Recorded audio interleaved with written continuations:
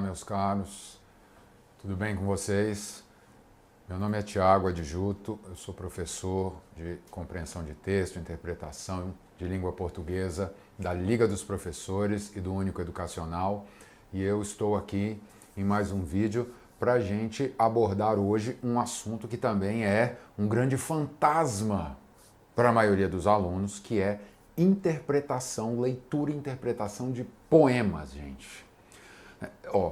Saibam já de antemão que em toda a prova do Enem, normalmente há 3 poemas líricos, nós já vamos falar exatamente o que é isso, mas há 3 poemas líricos para você simplesmente interpretar. Não é uma questão de literatura, exatamente, em que você vai buscar ali uma informação sobre a vida, as características do poeta ou do estilo. Não. É para você, com a sua capacidade de leitura, né, o conhecimento das palavras, né, a capacidade de organizar sintaticamente o texto, para que você consiga extrair ali o sentido que o examinador deseja do texto. Então, mesmo que você não goste, né, professor, eu não consigo, poema, poesia, isso para mim não dá e tal, né, você tem que ter um pensamento para... Claro, eu sou movido lá no fundo, né, por uma esperança de que você se encante, descubra a grandeza de um poema que num determinado momento preenche a sua vida, né? Senão não estaria aqui nessa função de professor. Mas de maneira prática, se você não é sua área, mas você tem que lidar com isso, você tem que encarar. Então, gente, eu vou fazer a análise de um poema difícil, todo mundo veio comentar comigo, né, à época, e continua comentando, um poema difícil, um poema lírico que caiu na última prova, para vocês verem que passos nós podemos tomar, né? Mesmo que a gente não entenda tudo, e ninguém entende tudo perfeitamente, vocês sabem que a linguagem da poesia é uma linguagem mais abstrata, é uma linguagem simbólica, figurada. Muitas vezes a gente não entende, aliás, quase nunca a gente compreende tudo, não há como compreender tudo. Mas, se você já pegar algumas coisas, seguir alguns passos, na maior parte dos casos você vai pelo menos atender ao que o examinador deseja. Então vejam só, primeira coisa aqui, eu disse a vocês, né, vejam o que eu coloquei aqui nesse primeiro slide. Eu falei aqui que vão aparecer na prova, né, em geral, uns 3 poemas líricos. O que é isso? O que é poema lírico? Está escrito aí, ó. Poema de expressão subjetiva, expressão de um eu chamado de eu lírico. Eu também acredito que todo mundo, né, a maioria de vocês já ouviu essa expressão, eu lírico. Poema lírico, essa palavra lírico, vem de lira. Lira era um instrumento, é um instrumento, né, mas era usado na antiguidade grega, lá entre os gregos tocavam, era uma espécie de harpa, né, pequenininha, que acompanhava os poemas. Então os poemas eram meio que cantados, recitados, mas seguindo ali uma melodia com a harpa. Então, poema lírico, foi chamado de lírico porque ele era acompanhado do instrumento, ele era acompanhado de música, certo? Hoje, né, a palavra, né, virou um sinônimo de subjetivo. Eu digo sempre aos alunos, olha, se você encontrar a palavra lirismo, lírico, pense no eu lírico. Poema lírico é o poema do eu, e esse eu a gente chama de eu lírico. Então, voltando aqui para a explicação, para o slide, vejam, é um poema em que o eu lírico, esse eu, revela seus sentimentos, seus dramas, seu pensamento, sua visão de mundo no poema. Então, por isso que é o poema da subjetividade. O poema lírico não é para contar uma história, ele não é narrativo, ele é um poema da interioridade, né?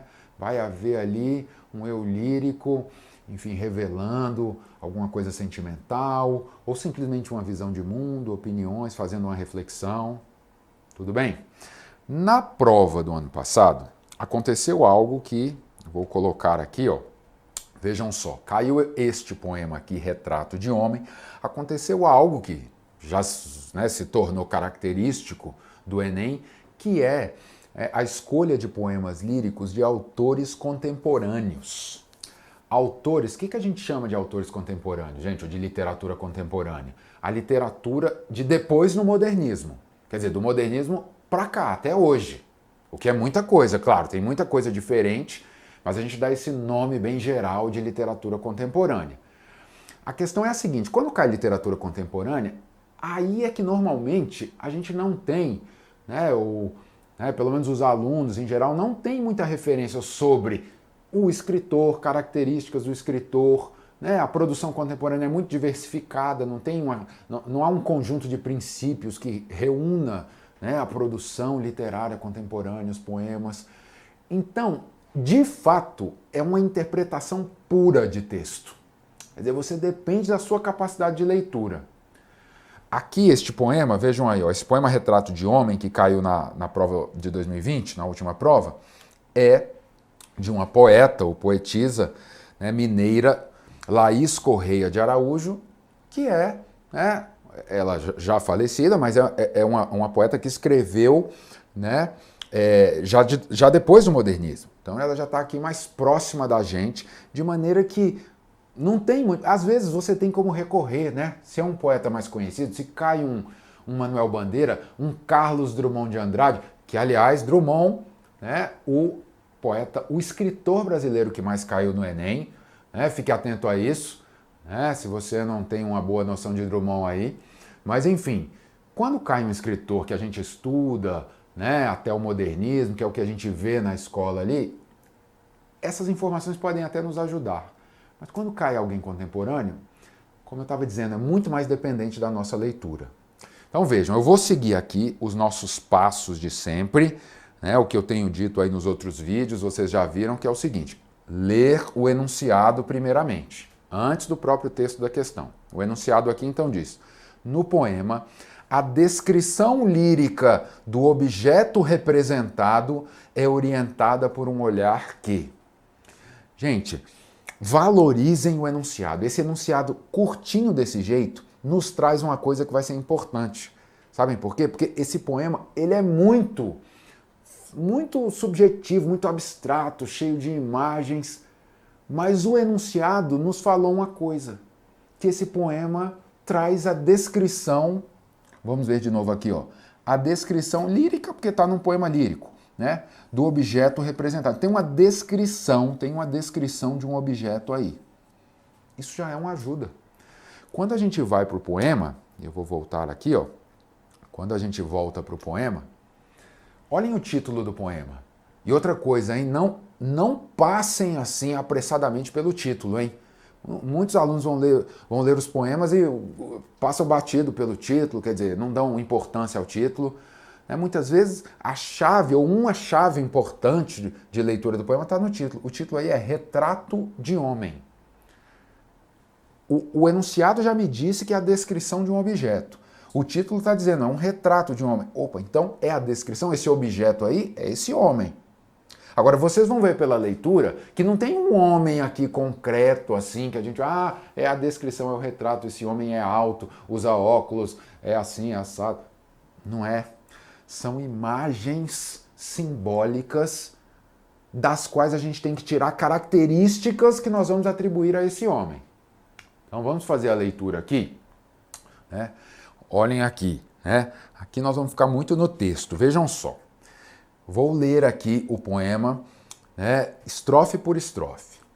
A paisagem estrita ao apuro do muro, feito vértebra a vértebra e escuro. Professor, cadê o homem aqui? Como eu falei, esse poema é altamente simbólico, metafórico, é uma representação simbólica da qual a gente tem que tirar as características para pensar nesse homem. Algumas coisas aqui, gente, já chamam nossa atenção. Quer dizer, você tem que começar a tentar pensar o que essas coisas estão representando. Ele diz que há uma paisagem estrita. O que significa a palavra estrita? O que é isso? É algo reduzido, é algo que está limitado, está estrito, está contido. Está contido por um muro, ao apuro do muro, né? O muro dá uma ideia de contenção. Um muro que foi feito com apuro. O que significa essa palavra também, apuro? É algo que é feito com cuidado, algo que é feito assim com bastante detalhe, né? Então, esse muro foi feito vértebra a vértebra e há uma escuridão aí, esse muro gera uma escuridão. Então, a primeira imagem que a gente tem é uma paisagem reduzida, contida por um muro que gera uma escuridão. Professor, cadê o homem? O retrato do homem? Tenham calma, vamos com calma. Segunda estrofe. A geração dos pelos sobre a casca e os rostos em seus diques de sombra repostos. Vejam aí, gente. Já relacionando com o que apareceu na primeira estrofe, né? Tinha aparecido esse muro, né? Algo que dá uma ideia de contenção, de proteção, de limitação. O que na segunda estrofe tem a ver com a ideia de muro? Bem, casca tem a ver, não tem? Os pelos, né? Sobre a pele, algo que protege, que fica na superfície, que contém. Diques. O que é dique, hein? O dique é uma barragem, né? É uma obra feita ali para reter a água no mar ou no rio. Então, você tem vários elementos aqui dando uma ideia de contenção, de proteção, né? Ou de... pode ser também uma ideia de esconder algo, né? Porque esses elementos geram escuro na primeira estrofe, né? Geram também uma sombra aqui na segunda estrofe. Será que já dá para começar a pensar nisso aí em relação a um homem que está sendo representado aqui, que está sendo retratado? Porque isso aí tudo é um retrato de um homem, né? A terceira estrofe, gente, ela vai dar um passo importante aqui, um passo, eu diria assim, mais esclarecedor. Vamos aqui comigo, ó. Os poços com seu lodo de ira e de tensão, entre cimento e fronte um vão. Gente, um poço é um buraco, não é? É um buraco e lá no fundo, né, desse buraco, na imagem criada aqui no poema, existe ira e tensão. Opa, então aqui a gente já começa a pensar mais claramente nesse homem, né? No fundo desse homem, no fundo, né, dessa pessoa que está sendo retratada, existem esses sentimentos negativos? Parece que a estrofe está indicando isso. Ira, tensão. Aí vem uma primeira imagem fundamental. Quer dizer, uma primeira imagem. Já vieram, né, algumas imagens aqui, mas essa, ela tem mais assim relevância para nós pelo seguinte. Ela diz, entre cimento e fronte um vão. Olha, você tem que se esforçar para entender isso aí. Você tem que se entregar ao poema mesmo, quebrar a cabeça, né? Claro que aqui nosso papel é esse de ajudá-los a ver. Quando ele diz cimento e fronte, gente, né? Cimento é uma coisa que tá lá dentro da construção, que é interna, que é a essência. E o que é fronte? A fronte de um prédio. A frente, não é? A fachada. Então olha aí, entre o que está lá dentro, entre o que está externo de fora, o que se vê à fronte, existe um vão, existe um buraco. Tem uma coisa separando o que está dentro e o que está fora. Bem, algumas ideias já começam a se formar melhor aqui sobre esse homem, né? Vamos continuar a leitura aqui? Vamos passar aqui para as próximas estrofes. As setas se atiram às margens de ninguém, ilesas a si mesmas retém. Professor, mas mudou completamente. Seta, como assim? Por que ele está falando de setas agora? Como eu disse a vocês, gente, nós não precisamos, né, ter uma interpretação perfeita e nem dá, né? Eu também não sei perfeitamente, né? Eu digo eu, como estudioso aqui do assunto, a gente não né? Ninguém consegue construir uma visão perfeita. O poema é aberto mesmo, mas, né, há limites para essa interpretação. Voltemos aqui. Essas setas dão ideia de quê? Umas setas que se atiram. Quer dizer, parece que algo quer sair, algo quer fugir. Será que esse homem quer se comunicar? Será que os sentimentos que estão lá dentro, no fundo do poço, será que eles querem sair? Mas bem, se é um desejo de sair, ou de comunicação, ou de expansão, esse desejo é fracassado. Por quê? Porque essas setas ficam às margens de ninguém, não chegam a ninguém, né? Elas estão ilesas a si mesma, né? Quando você diz, não, houve um bombardeio e uma região ficou ilesa, quer dizer, não foi atingida. Então dá uma ideia de fracasso aqui, né? Não há comunicação, essas setas, essas tentativas de comunicação são frustradas. A próxima estrofe, ela reforça um pouco essa imagem aí, ó. Compassos de evasão, essa é uma palavra importante, entre falange e rua, sondando a solitude nua. Essa palavra evasão, quando a gente estuda o romantismo, aqueles poetas ultrarromânticos, a gente ouve muito essa palavra, né? O desejo de evasão, de fuga da realidade, né?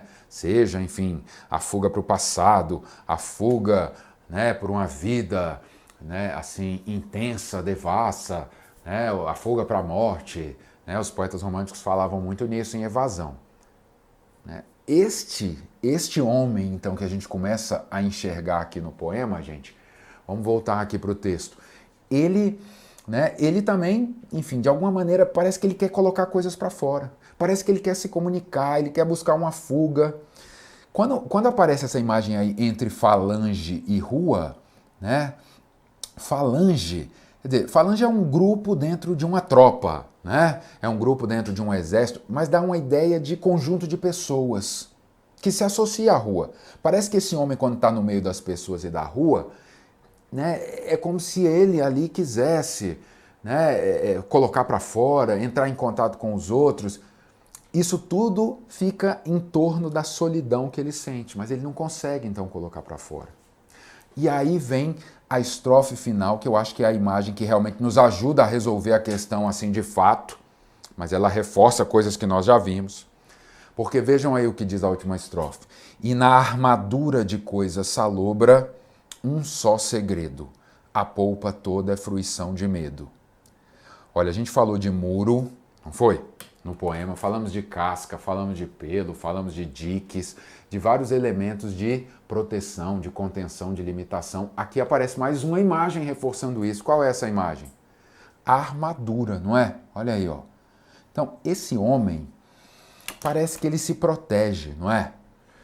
Ele monta uma armadura, um muro, uma casca, mas lá dentro, lá no fundo do poço, lá onde está o cimento, lá onde está a polpa. O que é a polpa? É a parte de dentro do fruto, né?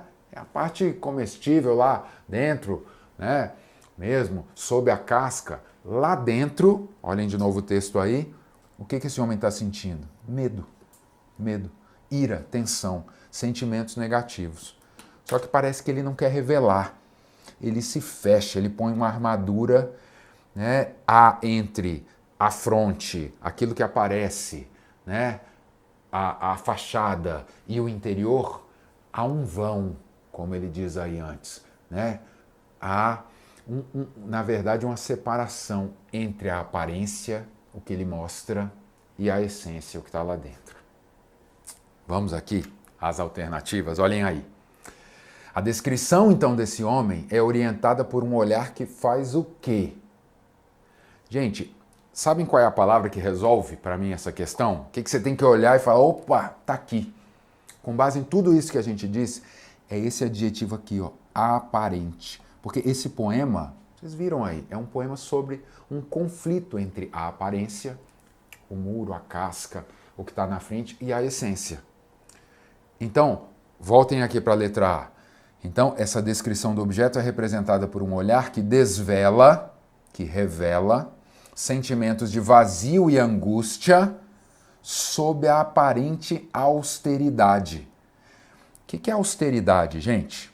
Austeridade, né, é controle, é comedimento. Você já deve ter ouvido isso aí, falarem, por exemplo, né, no noticiário econômico, o governo precisa manter a austeridade fiscal, não é? O que significa isso? O governo tem que se controlar, tem que gastar menos, manter o controle, o comedimento. Então, voltando para a questão, o que a letra A está dizendo? Portanto, que sob aquela aparência de controle, de comedimento, esse homem guarda um redemoinho aí de ira, de tensão, de medo. Ah, professor, mas não foram essas as palavras que apareceram na questão. Quais foram as palavras? Voltem aí ao texto. Vazio e angústia. Claro, o examinador não vai colocar exatamente as palavras do texto para a questão ficar um pouco mais difícil. Mas são sentimentos negativos. O mais importante é tratar desse conflito entre o que está lá dentro, o que ele está sentindo e o que ele aparenta. Tudo bem? É difícil, né, gente? É difícil mesmo a gente entender os poemas. Mas olhem, nós temos que estar abertos para esse desafio. E quando você está aqui lendo, estudando, você tem que procurar as palavras no dicionário, né? Você tem que realmente ir atrás aí do sentido, quer dizer, não se assustar, né, com o texto, porque veio assim só com imagens, né, tão abstratas, né? Nós vamos continuar aqui ajudando vocês a seguir esse caminho, mas é um exercício de leitura. Você tem que estar disposto a se entregar a ele também. Vamos juntos aí. Um abraço a todos, até a próxima, gente.